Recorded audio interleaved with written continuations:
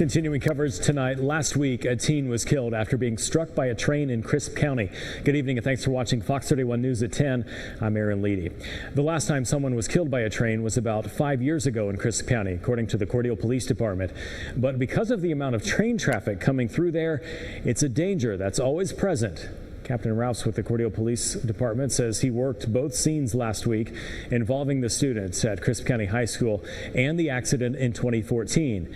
He says people sometimes take risks when it comes to the train tracks, but reminds everyone to stay clear when those bars come down. You only have to be wrong one time. I mean, you might get away with it 3 times, but eventually it's going to catch up to you if you keep trying to get in front of a train. So we just always recommend, and the train companies always recommend, that's horrible for they're not officers, but they're engineers that are driving the train. They can't prevent it. That's watching an accident happening and saying, I can hit the brakes, but it's going to take me about a mile to stop. And he says they're still trying to determine what caused that 17-year-old to be out on the tracks last week that led to his death.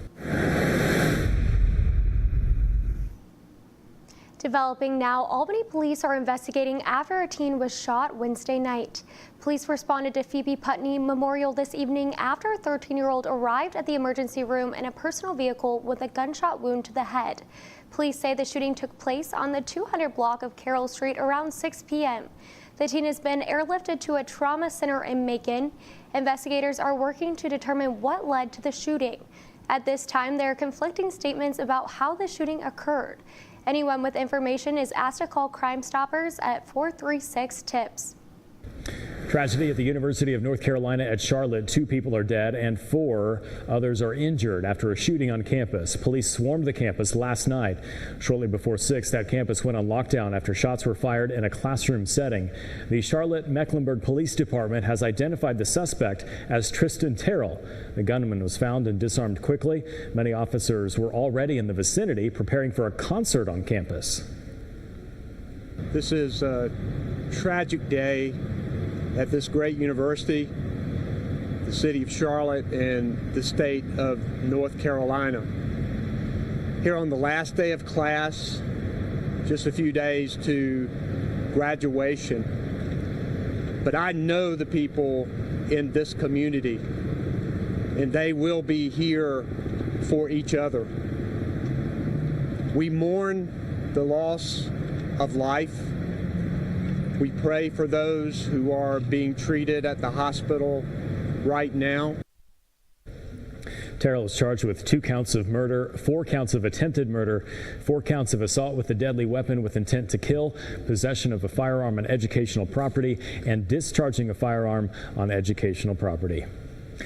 Across the state, a shooting happened last night near Middle Georgia State University's campus. Law enforcement agencies say 21-year-old Deneke Trayvon Glenn was the suspect, is still on the loose. The Bibb County Sheriff's Office confirming that he shot a 21-year-old victim during a fight at a hotel near the campus and then ran away.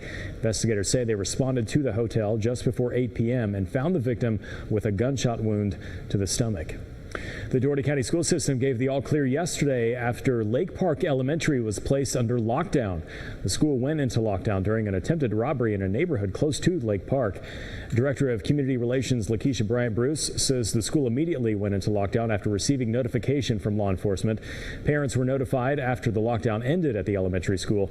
Bruce says students and staff safety is the school district's top priority and that the district will always err on the side of caution during these types of situations.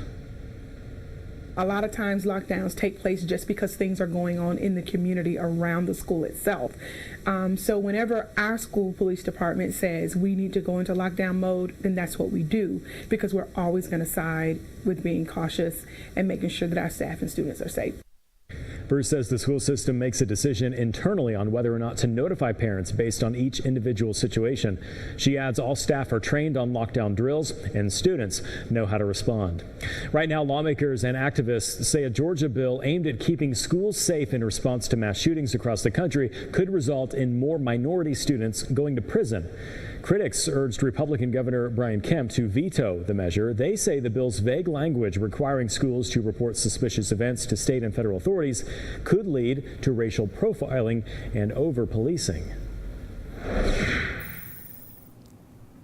Well, it's hard to believe we're already halfway through the work week already, but the good news is, I guess you could say that we did not hit 90 degrees today. So our streak of 90s ended at 2 days.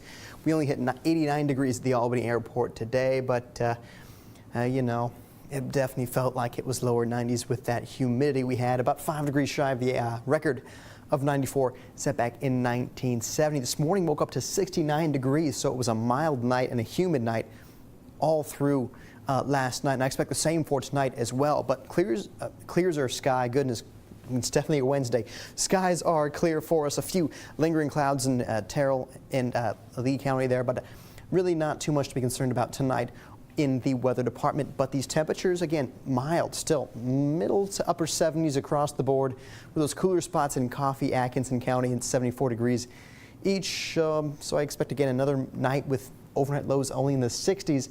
So again, maybe have that AC on through the night tonight, because it will be another mild one for us. Your dog walking forecast for tomorrow, of course, thanks Brandy Meeks for sending in a cute picture of her puppy. But we can see we're expecting those mild temperatures to start the day. A few clouds around, but also some sun peeking through. So have that water bottle and the sunglasses handy. By lunchtime, dog walks around 80. And then we do warm to the upper 80s, and again, potentially lower 90s for those afternoon dog walks. So it'll be another toasty May day here across southwest Georgia. Developing now, the suspect in the synagogue shooting in San Diego may face the death penalty.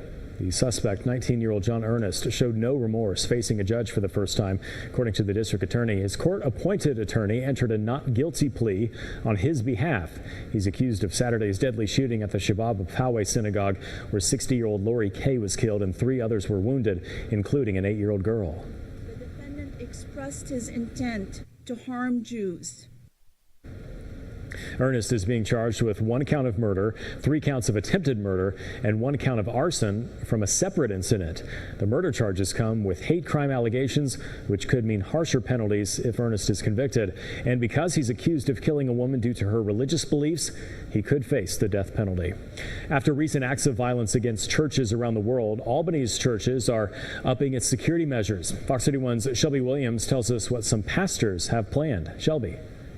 Aaron, after Easter bombings in Sri Lanka and a synagogue shooting, local churches are taking a stand for safety.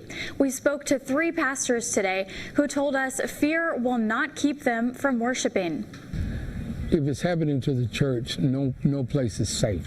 Bishop Frederick Williams from Gethsemane Worship Center talked about his frustrations about the recent acts of terror going on in religious places. The worship center is doing everything they can to prevent something like this. We're going to have an active shooter drill, so it's going to be just as though it's happening for real, and law enforcement is doing that here. Other churches in the area agree. Security is a main issue now. Executive Pastor Bryn Copran of Providence Church says they have their own detail. We don't want to create an environment that's threatening or that's overwhelming. So for us, we have plainclothes security team and then a few people with shirts that are available and just kind of monitor and are a part of our church body. Over at Greenbrier, Executive Pastor John Schroeder says security comes with unity. We try to find this balance of saying, how do we welcome anyone that comes in, but also be aware that people are struggling with their identity, struggling with meaning. And so we've always looked for security as a part of that.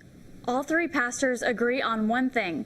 Worshiping freely is something that they'll never stop doing. The active shooter drill at Gethsemane is on Saturday at 11. All other churches and the public are welcome to attend it to learn tips about how to stay safe and prevent those situations.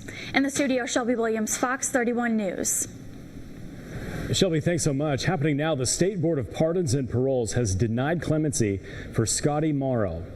Now, he's scheduled to die tomorrow. He was convicted of fatally shooting his ex-girlfriend and her friend in December of 1994. The State Board of Pardons and Paroles held a closed-door clemency hearing earlier today. The parole board is the only authority in Georgia that can commute a death sentence. His lawyers argued in a clemency petition that lingering effects of childhood abuse caused him to snap and that his sentence was disproportionate given the spontaneous and emotional nature of his crime. A district attorney in Georgia says a child abuse case is one of the worst that he has ever seen.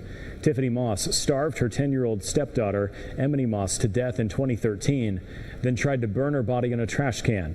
Well, she was sentenced to death yesterday. It took the jury less than 3 hours to convict Moss, who acted as her own lawyer in the case. Moss's husband and the girl's dad testified against his wife in court, describing how they hid the girl's body in their apartment. He's already serving life in prison for his daughter's death, but agreed to testify as part of a plea deal. The district attorney called this case one of the most extreme in his career. Only one of the worst cases I've ever experienced, factually.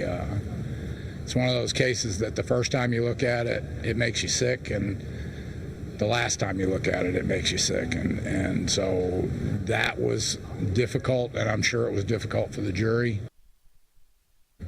Moss did not offer a defense, called no one to the stand, and did not deliver an opening statement or a closing argument. New at 10, fake documents to get across the border. The measures Border Patrol agents are now doing to stop. Plus, all of Washington has been focused on hearings going on behind me, but some lawmakers admit that might be a mistake. I'm Scott Thuman in Washington to explain.